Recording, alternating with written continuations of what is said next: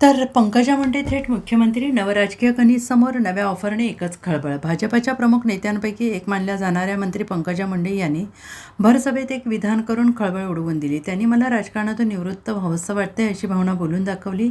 त्यांच्या विधानानंतर आता राज्याच्या राजकारणात वेगवेगळ्या चर्चांना उधाण आलेलं आहे. काँग्रेस पक्षाने तर त्यांना थेट ऑफर देऊन टाकली आहे. राज्याच्या पहिल्या मुख्यमंत्री व्हा असा थेट प्रस्ताव काँग्रेसचे नेते विजय वडेट्टीवार यांनी केले. तर असे असताना आता पंकजा मुंडे यांनी मुख्यमंत्री व्हावं असा नवा प्रस्ताव काँग्रेसच्या नेत्या संगीता तिवारी यांनी ठेवला आहे. गोपीनाथ मुंडे यांची मुलगी म्हणजे पंकजा मुंडे या भाजपची वाघीण आहेत. त्यांना देखील भाजपात त्रास होतोय.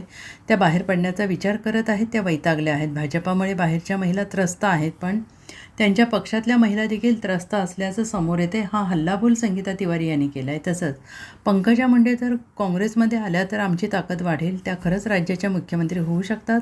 विजय वडेट्टीवार जे बोलले त्या मताशी मी सहमत आहे असं मोठं विधान त्यांनी केले. पंकजा मुंडे वैतागल्या आहेत.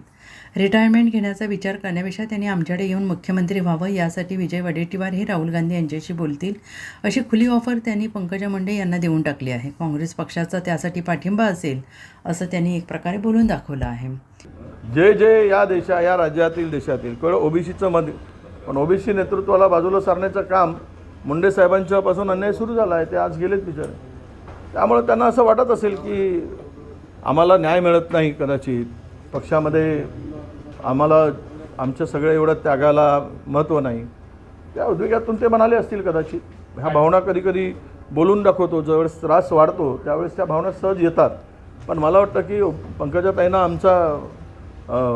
आमची विनंती राहील, एक ओबीसी नेत्या म्हणून, की तुम्ही अशा प्रकारचं पाऊल न उचलता बिनधास्त पक्षातून बाहेर पडा, ओबीसीचं नेतृत्व करा आणि महाराष्ट्राचे तुम्ही ओबीसीचे पहिले महिला मुख्यमंत्री व्हा.